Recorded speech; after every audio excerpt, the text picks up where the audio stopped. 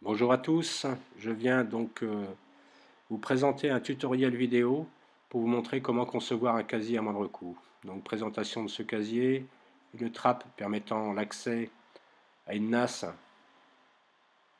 permettant ainsi de mettre la boîte pour attirer les crevettes. Sur le côté, sous forme de porte, retenue par 3 crochets, permettant ainsi une ouverture latérale facilitant l'extraction des crevettes. Fixation simple, rapide.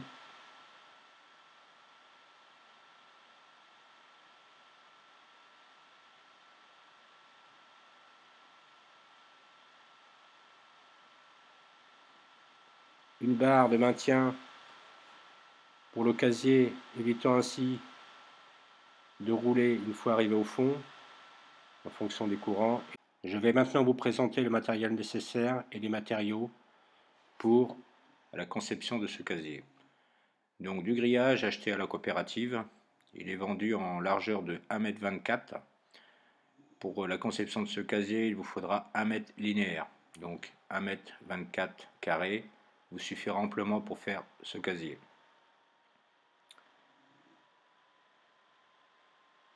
Voilà pour le grillage. Ensuite, il vous faudra récupérer ou acheter du PER avec du tube qui corresponde au diamètre extérieur du PER de façon à pouvoir les emboîter comme ceci. Voilà, formant ainsi les cercles. La longueur du PER découpée 80 cm. Il vous faudra en faire 5 comme ceci. Ensuite, des crochets inox avec de la chambre à air. Récupérer une chambre à air dans un garage, couper ça en lamelles, accrocher au crochet inox. Un paquet de riselants,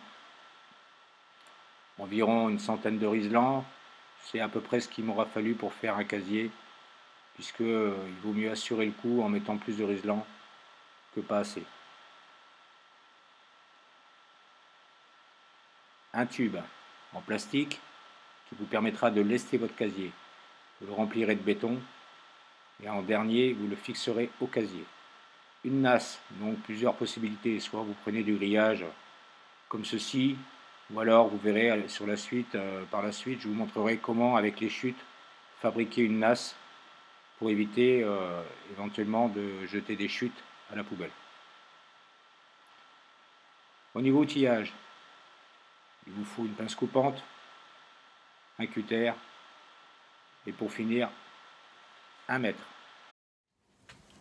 Voilà, donc nous allons attaquer la conception du casier et commencer par la découpe du grillage. Prenez une longueur de 66 cm et vous coupez juste après les 66 de façon à faire le corps du casier. Voilà, une fois que vous avez trouvé la ligne dans laquelle il faut couper, il suffit de continuer. Voilà, le grillage donc est coupé. La chute, nous la gardons pour tout à l'heure, nous ferons la partie conique. Nous avons donc ici le corps même du casier. Nous allons maintenant donc mettre en place nos cercles que nous avions préparés au préalable. On mettra un riselant à la base du cercle de façon à commencer l'assemblage. Et au fur et à mesure, nous allons coller le grillage à ce cercle.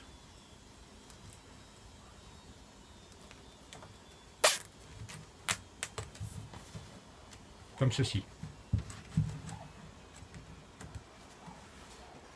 Voilà, donc premier cercle mis en place. Nous allons procéder de la même manière en prenant le côté opposé. Donc même chose, je rentre mon cercle en bordure et je viendrai le fixer donc pareil avec des riselants. Voilà, mon casier commence à prendre forme. Il me reste donc à mettre à l'intérieur 2 autres cercles sur les 5 au total que j'avais conçus au préalable. Donc pareil, je les rentre à l'intérieur.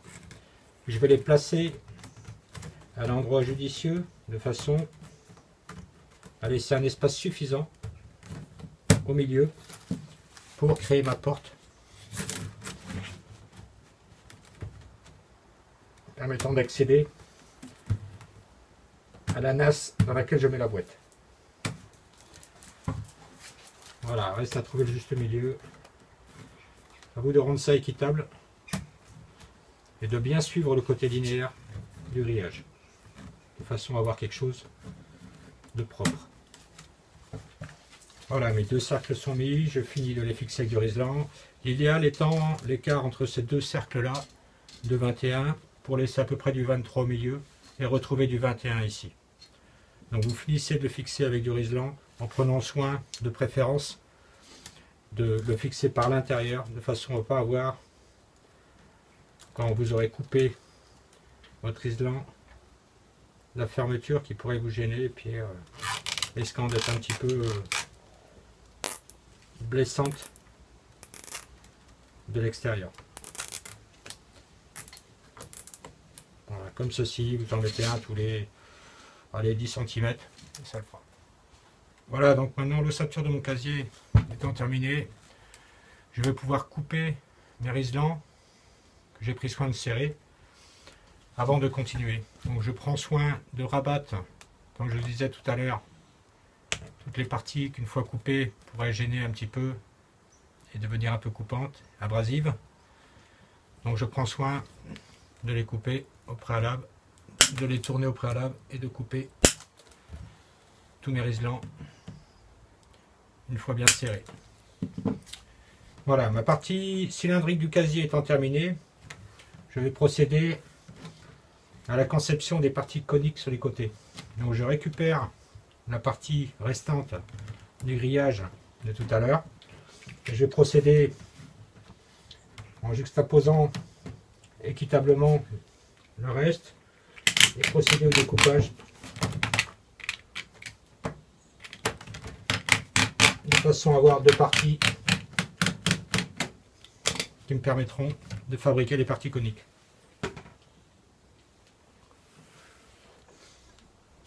À l'aide des riselants, je vais faire en sorte de garder la forme de cône que je lui ai donnée, comme ceci, de façon à pouvoir le présenter sur mon extrémité de casier et pouvoir en déterminer exactement l'emplacement de mon cône et surtout voir pour ma découpe à quel niveau je devrais découper sur cette partie circulaire, plus le trou du centre qui permettra le passage des crevettes.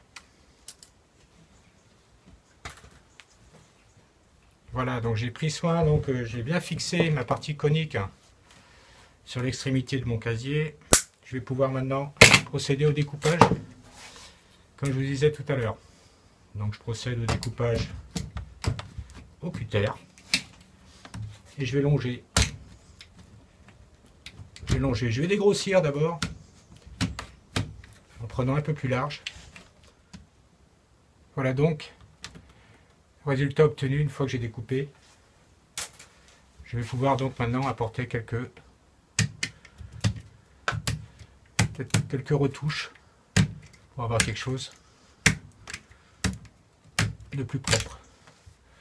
On voit bien donc d'ici la partie conique, hein. Il me restera aussi le trou à l'agrandir un peu. Et voilà, pour le côté là. Pour l'autre côté, on va procéder de la même manière. On se retrouve avec la deuxième chute, donc identique à la première, qui est de 58 sur 50. Nous allons effectuer un découpage au milieu de ces 58, c'est-à-dire à cet endroit-là, jusqu'au centre de ce rectangle, de façon à procéder au pliage, comme ceci. Nous allons maintenant donc procéder à la fixation du 5e cercle sur cette partie conique, permettant ainsi la création de la porte d'ouverture latérale. Voilà, donc maintenant je peux procéder au découpage, comme précédemment.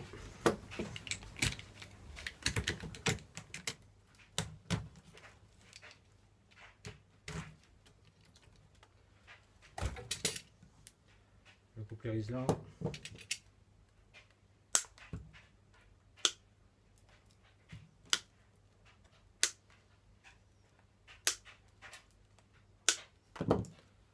Voilà. Détail qui peut avoir son importance.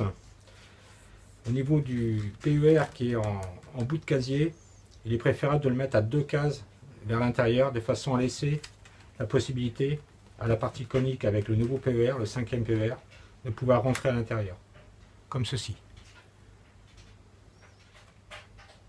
Voilà, donc je viens fixer mon cône, le cône opposé, en mettant 2 petits riselants ici qui font ma charnière.